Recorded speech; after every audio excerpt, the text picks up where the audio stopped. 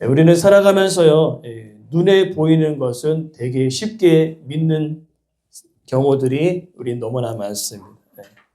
눈에 보이지 않는 것보다는 눈에 보이는 것을 더 바라보며 살아가죠. 그래서 손에 잡히는 돈의 현실을 더 느끼고요.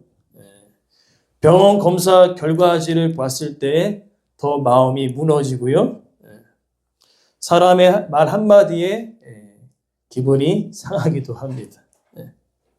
그런데 아이러니하게도 주님의 말씀과 또 하나님의 살아계심에 대하여 우리가 깊이 묵상하는 그런 시간이 때로는 우리가 적다는 것이죠. 그러니까 눈에 보이는 현실이 더 크게 보이기 때문에 그렇다는 것입니다.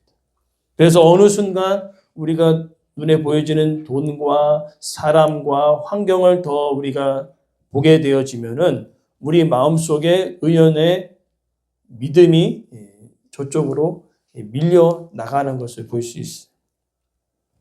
그래서 입으로는 하나님이 살아계심과 또 하나님의 말씀을 믿는다 얘기하지만은 정작 우리에게 크게 들리는 것은 뉴스와 또 유튜브의 소리를 더 크게 믿고 의지하고 살아갈 때가 있는 것입니다. 오늘 본문에 고린도 교회가 바로 그와 같았다는 것이죠. 눈에 보이지 않는 하나님과 그 부활의 소망보다는 눈에 보여지는 현실, 돈, 명예, 지위 이런 것들을 더 바라보면서 이제 이 부활에 대한 그 의미가 점점 뒤로 밀려가면서 어떠한 사람들은 이렇게 이야기했다는 겁니다. 부활이 없다. 우린 다시 살아갈 수 없다라고 이야기하는 것입니다. 그러면서 오늘 바울은요, 그들을 향하여 분명하게 이야기합니다. 왜냐하면 부활이 없으면요, 우리의 신앙은 다 무너지기 때문에 그렇다는 것입니다. 부활이 없으면 우리가 믿고 있는 모든 진리가 다 사라지기 때문에 그렇다는 것이죠. 그래서 오늘 바울은요, 이 그리스도의 부활에 대하여 확실하게 이야기합니다. 이 부활이 없다면 우리의 믿음은 어떻게 될 것인가? 우리의 신앙은 어떻게 될 것인가? 그 부분들을 우리가 함께 말씀을 통해 살펴보면서 우리의 삶에 이 부활의 소망이 더욱더 확신 가운데 우리 안에 스며들기를 간절히 소망합니다. 먼저는요, 첫 번째로 이 그리스도의 부활이 없으면요, 우리가 붙들고 있는 믿음이 속이 비어진 껍데기와 같다라고 바울은 표현하고 있습니다. 그래서 12절 말씀이 그런 이야기거든요. 부활이 없으면 죽은 자 가운데서 부활이 없다 하는 사람들을 향하여 이야기하고 있는 것입니다. 예수 그리스도의 부활을 이제 목격하고 또 증인들에 의하여 선포되었던 그 모든 말씀들을 들었을 때 이 부활에 대한 소망과 생명이 그들 가운데 있었습니다. 그러나 시간이 지나가면서 부딪히는 현실을 마주했을 때 그들은요, 하나님의 말씀보다는 현실을 더 깊이 바라보며 살아가게 되었다는 것입니다. 그래서 자연스럽게 어떻게 됩니까? 이 부활의 소망이 점점 무뎌지고 그 안에서 희미하게 사라지고 있었다는 것이죠. 그래서 오늘 그들은요, 예수님은 믿지만 부활은 믿지 않겠다까지 나가게 되어진 것이죠. 예수님의 가르침을 좋아하고 예수님께서 서로 사랑하라는 말을 되게 좋아합니다. 용서하라는 말 좋아합니다. 그러나 정작 예수님께서 죄와 사망을 이기시고 부활하신 그 은혜에 대해서는 그들이 점차 그 의미가 사라지고 있었다는 거예요. 그러니까 실제로 부딪히는 용서하라는 것과 사랑하라는 것과 나누는 것에 대한 더 여러분들 그 고린도 교인들이 피부에 와닿지만은 피부에 와닿지 않은 죄와 사망을 이기신 그 부활의 생명에 대해서는 어떻게 해요? 점점 그들의 안에서 사라지고 있었다는 거죠. 그러나 여러분, 이 부활의 생명의 역사가 우리 안에 사라지기 시작하면요. 어떻게 되어질까요? 오늘 본문을 보니까 14절에 이어서 이 부활의 소망이 없다면 우리에게 이야기합니다. 전파하는 것이 헛된 것이고 믿음도 헛것이 되어진다. 여기 헛것이라는 그 의미는요. 뭔가 조금이 부족하다, 애매하다라는 뜻이 아니라 아무리 애를 써도 결국에는 남는 것이 없다는 의미라는 거죠. 즉, 여러분들이 다시 산다는 이 부활의 그 의미를 우리가 마음속에 품고 있지 아니하면은요, 우리 안에 믿음은요, 있는 것처럼 느껴지지만 껍데기밖에 없는 신앙으로 남을 수밖에 없다라고 이야기하고 계시다는 것입니다. 그렇기 때문에 우리가 우리 심령 가운데 이 부활에 다시 살아난다는 그 부활의 생명의 은혜가 여러분들 가운데 없으면요, 찬양이, 그죠? 찬양이 하나님을 고백하는, 하나님의 왕되심을 찬양하는 그 삶의 고백이 되어지지 않는다는 것입니다. 하나님의 말씀이 선포되어졌을 때 살아계신 하나님의 음성으로 들리는 것이 아니라 단지 그냥 좋은 말을 듣는 시간이 되어 버린다는 것입니다.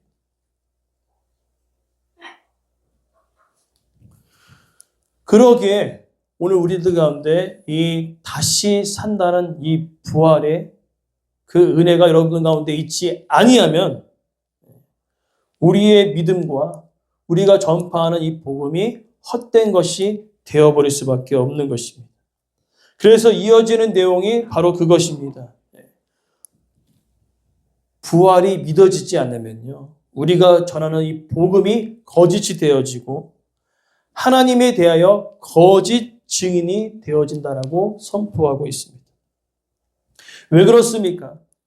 우리가 앞서서 보니까요, 5절부터 9절의 내용을 쭉 이어지면은요, 이 예수님께서 다시 살아난 사람들을 나열하고 있어요. 베드로에게 보이시고 12제자에게 보이시고 500의 형제에게 보내셨다. 여러분, 그러면 이 부활이 예수님이 다시 살아나셨다는 그 의미가 뭐 한두 명 알고 있는 것은 이게 거짓일 수 있다라고 생각할 수 있겠습니다.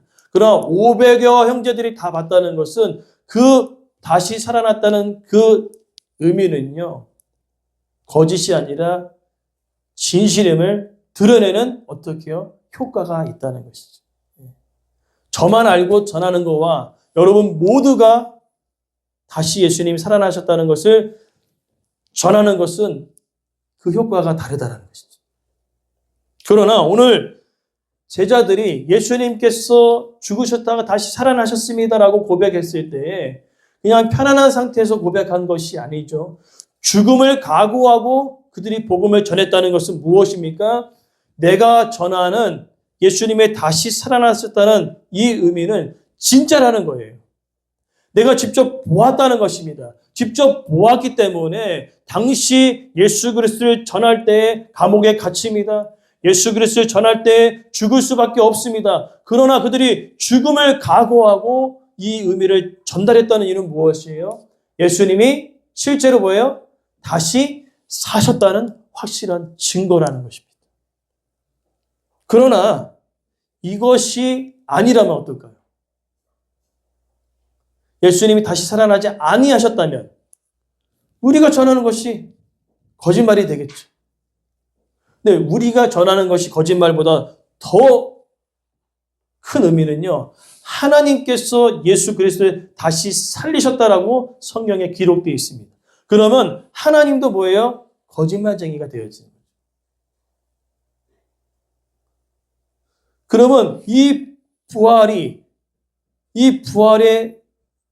진리가 없어지면 어떻게 됩니까? 하나님께서 선포하신 모든 말씀들이 다 어떻게 해요? 거짓이 되어지는 거죠.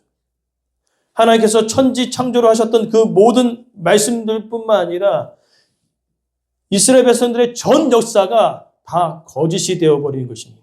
그러니까 중요하죠. 중요한 개념입니다. 그 이야기를 바울이 이야기하고 있는 겁니다. 만약에 이 부활의 진리가 거짓이 되어지면 하나님께서 지금까지 이야기하신 모든 것들이 거짓이 되어지고 더 나아가 하나님께서 모든 만물을 창조하신 이 창조의 사역까지도 다 거짓이 되어져 버린다고 이야기하고 있는 것입니다.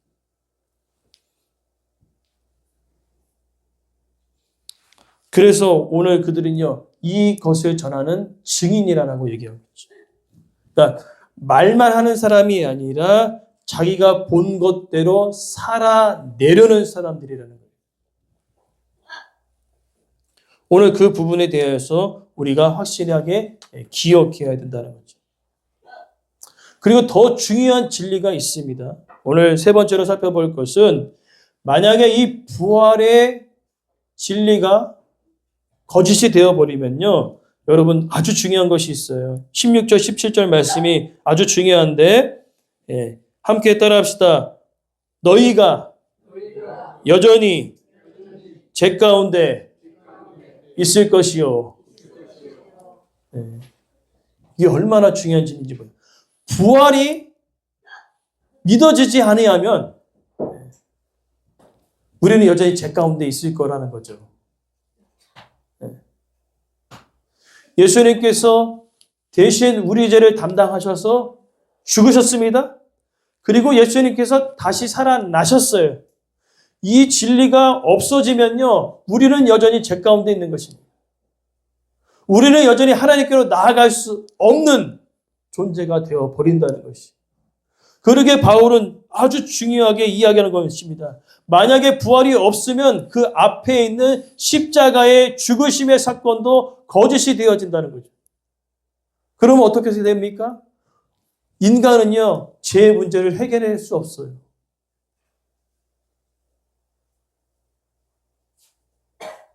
그러기에 오늘 바울은 이야기합니다. 이 부활이 믿어져야 될 이유는, 이 부활이 진리인 이유는 바로 예수님께서 죽으심을 통하여 우리가 죄사함을 받았고, 예수님께서 다시 사심을 통하여 우리 또한 나중에 다시 살아나는 그 은혜가 있을 것이라는 거죠. 그래서 여러분 우리의 신앙생활 가운데 이 부활이 여러분 정말로 우리 마음 가운데 믿어지는 은혜가 있기를 간절히 소망합니다. 그리고 더 나아가 18절 말씀은요. 이 부활이 없으면요. 지금 우리들보다 먼저 천국으로 향했던 분들이 있지 않습니까? 그분들의 죽음이 망한 것이 되어진다라고 이야기하고 있습니다. 오늘 본문에 여러분 중요한 표현이 있어요. 18절 말씀에 그리스도 예수 그리스도를 믿고 죽은 사람은 죽는다라는 개념을 쓰지 않습니다. 뭐라고 그러죠? 잠자는다. 잠잔다. 네. 깊은 잠에 빠진 것이지. 그래서 예수님께 다시 오실 때 이제 나팔 소리와 함께 다 깨어나는 것입니다. 잠시 깊은 잠을 자는 거죠. 그리고 예수님 다시 오실 때 다시 깨어나는 것이죠. 그러나 이것이 없으면요.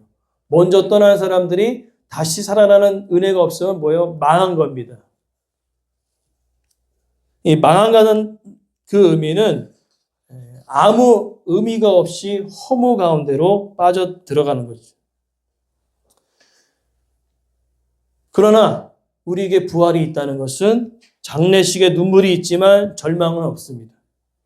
슬픔은 있지만 완전히 끝난 것이 아닙니다. 또 다른 영원한 생명이 우리 가운데로 이어지기 때문에 그렇다는 것이죠. 그러면서 마지막에 19절에 이야기합니다. 마지막으로 부활이 없다면 우리는 모든 사람 가운데 가장 불쌍한 사람이라는 것이지. 19절 말씀이 결론과도 같습니다. 여러분 믿음으로 살아가기 위해서 얼마나 애쓰고 계십니까? 우리 김정은 쌤 기도해 주신 대로 이거 믿음으로 살아가는 게 쉬워요, 어려워요? 그렇죠, 어려워요. 어려워요. 왜? 예수님께서는 우리에게 세상 가운데 동떨어져 살아가는 것이 아니라 세상 속에서 살아가라 말씀하셨기 때문에. 세상의 방법대로 살아가는 것이 아니라 하나님의 말씀대로 살아가기 때문에, 세상의 순리대로가 아니라 하나님의 말씀대로 살아가기 때문에 늘 부딪히고 힘들 수밖에 없습니다. 그러나 만약에 여러분 부활이 없다면, 다시 살아나는 은혜가 없다면 여러분 우리가 제일 불쌍한 사람이에요. 오늘 이 지금 아주 좋은 이 계절, 벚꽃을 보러 가야 되는데 이곳에 앉아 있잖아요.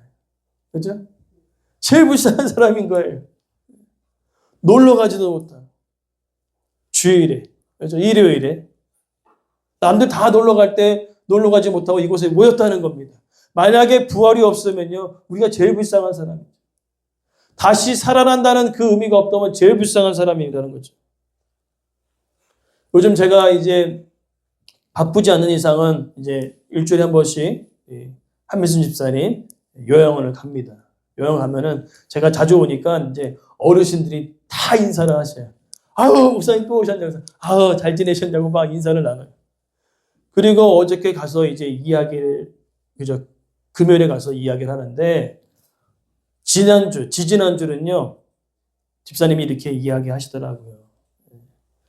집사님, 하나님 살아계신 거 믿으시죠? 믿는데요.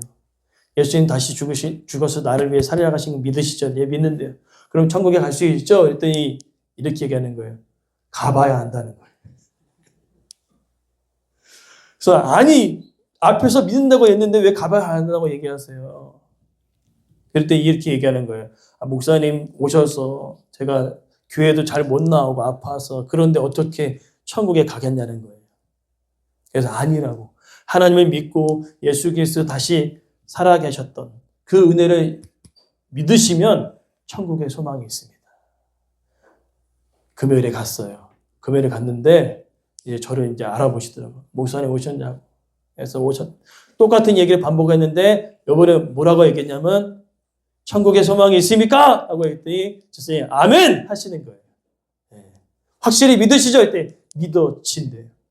네. 믿어지는 것은요 하나님이 하시는 일입니다. 우리가 아무리 노력해도 믿어지지 않아요. 그거는. 그리고 오늘 여러분들 가운데 이 믿어지는 은혜가 있기를 원합니다. 천국에 소망이 없으면 제일 불쌍한 사람이에요.